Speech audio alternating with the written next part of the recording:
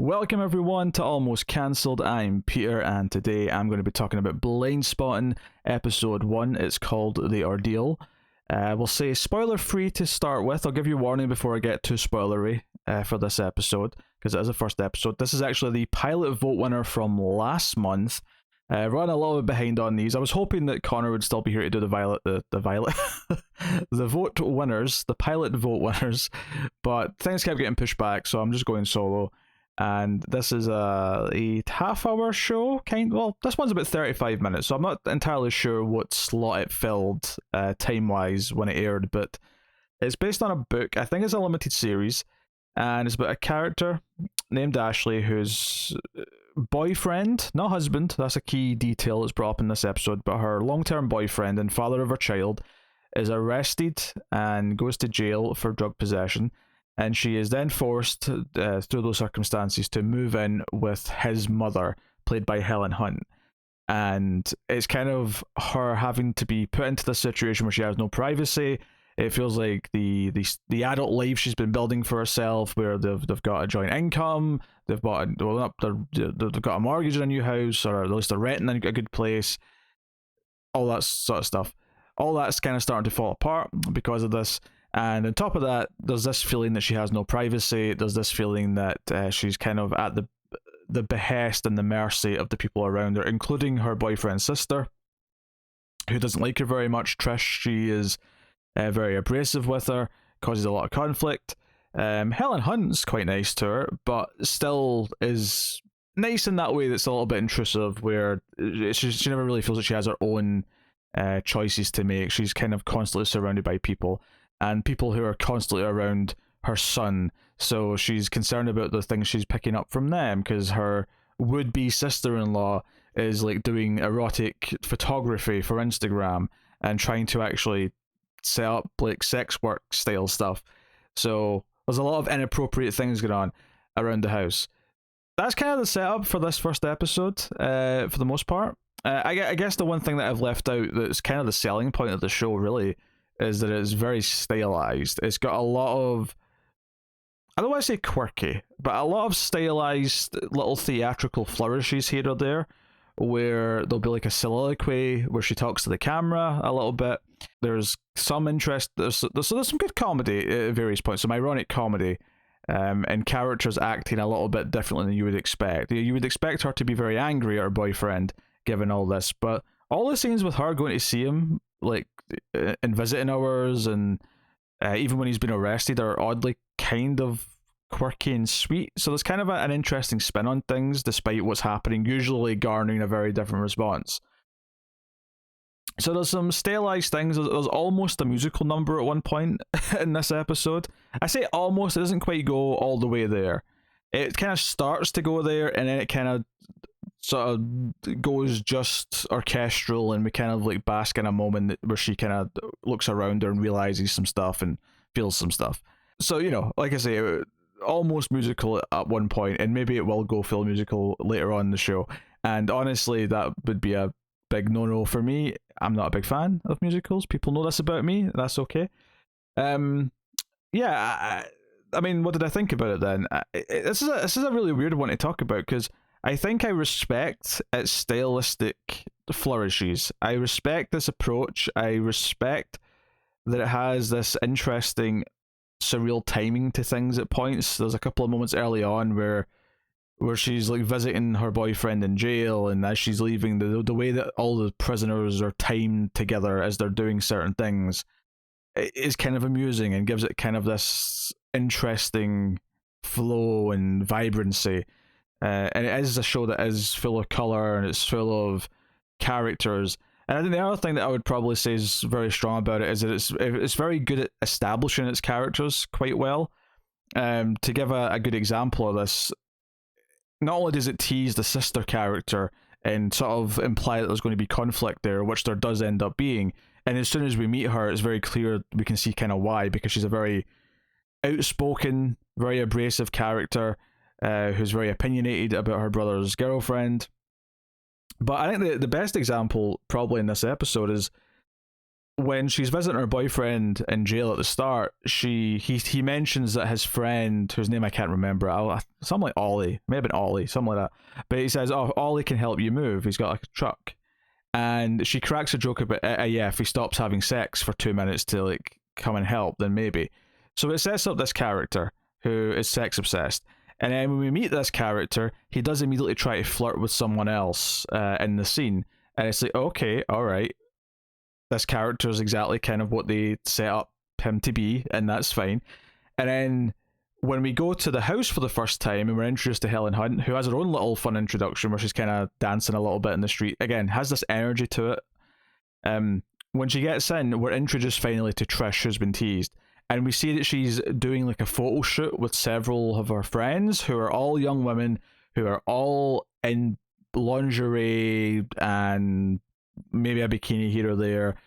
One is just flat out topless with like little stickers on her nipples. And immediately, the reason why I'm kind of praising this setup between the various pieces of dialogue and scenes that get to this point is that immediately I knew that those guys who were moving all of Ashley's stuff to the house were coming here, and they set up the one character Ollie to be someone who is very flirty and sex obsessed. So immediately, as soon as I see this scenario where this sister Trish is with all of her friends who are all scantily clad, immediately there was a little bit of anticipation because I knew this other guy Ollie was going to be coming here and was going to witness some of this, and what was his reaction going to be. And it's not like a super strong thing. I'm not that invested in that character yet, but it immediately set up a little scenario where I'm like, oh, there's clearly going to be a little bit of a moment. If anything, it was maybe less than I was expecting. You know, he has a couple of lines about it and that's it. It put me in this kind of expectation zone already, where it's set up enough between a couple of different characters where I was already expecting something out of a scenario. That's very impressive in a first episode, so I think that really should be commended. The real conflict from there, though, comes about when Ashley, who's really avoiding going there as long as she can, she takes her son to like karate class and she's like talking to her friend, but she eventually goes there and immediately there's conflict over there being random naked women walking around, and there's a sort of a moment with that and other things. So I mean, I'm not going too into spoiler stuff yet. There's not a whole lot to spoil in a first episode typically anyway, because it is mostly set up of the premise. So yeah, there's a lot of really good strong qualities in this show. That said, I don't think I'm really all that inspired, or I would be that inspired to watch the rest of it. I think ultimately the characters and their drama, while it's got a lot of flair early on, I kind of felt it normalize as the episode went on for the most part. And while it might have peaks and valleys in the show, and maybe that's not fair to kind of assume, all the flair that I got in the first 5 minutes felt a lot more few and far between by the time I got to the end of the episode. And when it sort of normalized and just became the characters bickering or fighting, while the dialogue wasn't bad by any means, I wasn't finding myself all that invested in the actual drama or in, like, will Ashley actually get proposed to and will there be a marriage? Like, I wasn't super invested in that side of things. So I wouldn't watch any more of it. But I do actually acknowledge a lot of really strong elements that are in this first episode in terms of like setting the story up, in terms of setting the characters up, and those little stylistic flourishes, especially early on, are pretty solid. And it has a good moment that it ends on that kind of really emphasizes what Ashley's going through and how she's feeling about everything around her. And again, that sort of like, I had my own world, I had my own place, I had a life that I was building, and now I'm stuck back here with my boyfriend's mother, and I have no privacy. Like, all this stuff. It's a really well done pilot. It's not necessarily a well done pilot that I think left me wanting more of it, but I think that might be down to just the taste and the type of characters that we're dealing with here, who are swearing at each other a lot. The drama they're fighting over is not particularly that interesting to me. But it's fairly well told, it's fairly well directed, and it has those stylistic flourishes. And I do think the writing's fairly strong in that it does set up the characters really well and has them bounce off of each other. But I did find my interest waning as it went on, because it felt like it was normalizing, and by the time it got to a more normal level of character drama, I was kind of just like, yeah, this is fine, but I'm not particularly that interested in seeing where it goes.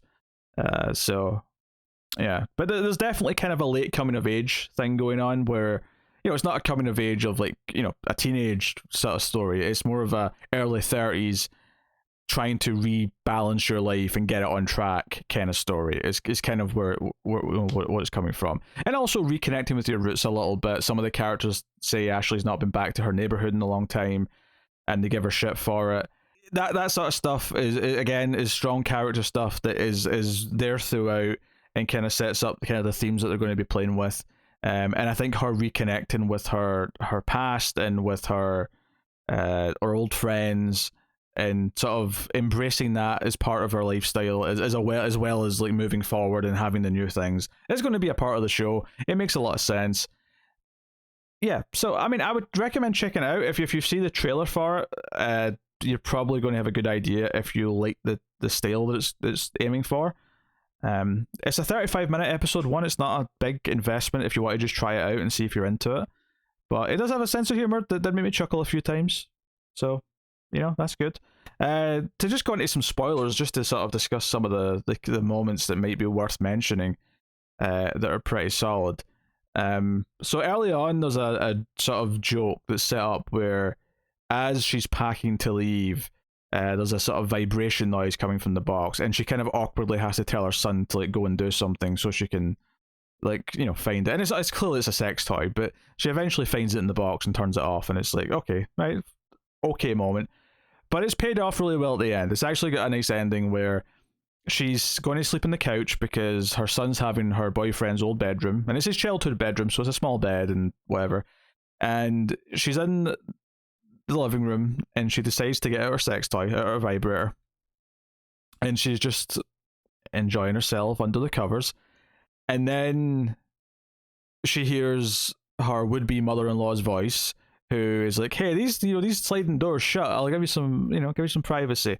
And she drops the vibrator. It goes under the bed, and it's making noise. The sister Trish is like, "What's that noise? What's that noise?" And then Helen Hunt like tells her, we don't really hear it, but we just hear like Trish go, "Oh, she was masturbating," and the whole thing is just this. Everything's like falling apart, and Ashley's just like sitting on the floor looking for a sex toy with just this look of defeat, and it actually ends with her looking at the camera like, F my life kind of moment. And, it's it's a funny moment, it's a funny payoff. The other big funny scene is she actually finds an engagement ring in like a shoebox in her boyfriend's room. Clearly he's been hiding it here. Now, the cynical part of me was thinking, is there going to be a different like payoff to this where this wasn't for her, this is an old ring for something else or whatever it may be. But she gets emotional. Helen Hunt sees her get emotional and realizes what this is and tries to protect. She starts doing an impression of her son, asking her to marry him. It's kind of funny. It's kind of, I don't know. I wasn't sure how I feel about that, honestly. It was kind of a weird moment. Like, it was kind of a weird moment that's what our instincts told her to do. But that's, we get this moment, and this kind of comes back later where she's looking at her ring again outside on the porch, and some guy tries to steal the ring, and Trish comes out and gets all mouthy with him, makes him hand it back over, calls her sister in this scene, which is notable because, I keep saying she's the sister, but she's the sister of her boyfriend, right, of Ashley's boyfriend. But here in this scene, as soon as she says this, as soon as the guy leaves, she turns around and says, "Let's make this clear, I am not your sister," and refers to her as her brother's baggage. Does not want her around, is mad because she asked her brother to like help fund her new sexy picture business, whatever she's doing, and he turned her down, and she suspects that it was Ashley who talked him out of it, and it seems like she did, and it was like, because it was a bad investment, and this was like, no, we don't want this on our credit whilst she's figuring this stuff out, and she gets really mouthy about it, and they're really firing back and forth. Is very unpleasant. But the whole idea that she almost gets like mugged right outside the house for this ring, for the beacon of hope that is her future, that it's going to go the way it's supposed to, where they're going to get married and they're going to have that normal life that she really wants and the grown-up life that she's looking forward to. but she's in her old neighborhood, and it's almost taken away from her from something from her old neighborhood. So yeah, there's a lot of symbolism there. There's stuff going on. The other big scene, I guess, is I don't know what they called this, but the scene that almost turns into a musical is like at a street corner where someone gets in a car, like plays a song on the radio really loud and starts like skidding in circles. But everyone in the street corners also get together and like dance and sing to the song. Again, and this is this is maybe the one moment in the episode where she seems to be pleased to be kind of reconnecting with her youth and like sort of like, oh, I'd forgotten what this was like. I'd forgotten what it was like to be a part of this, and she looks happy, and it's kind of in slow motion at the end because, like I say, the musical aspect kind of like goes away, and it kind of just the music takes over, and it's her looking around and sort of like taking in the moment around her, and like yeah, she has like a good moment there.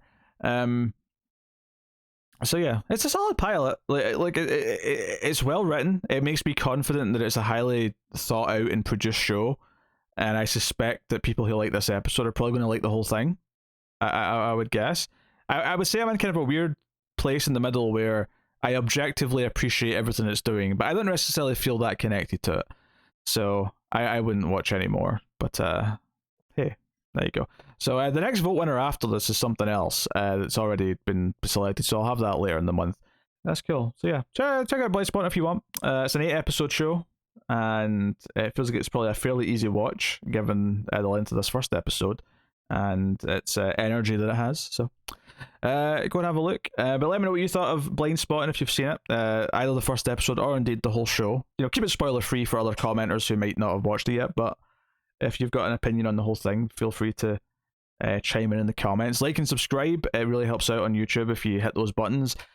YouTube dictates a lot of success based on it and shares your video out more if you get more of those clicks, so please do hit them.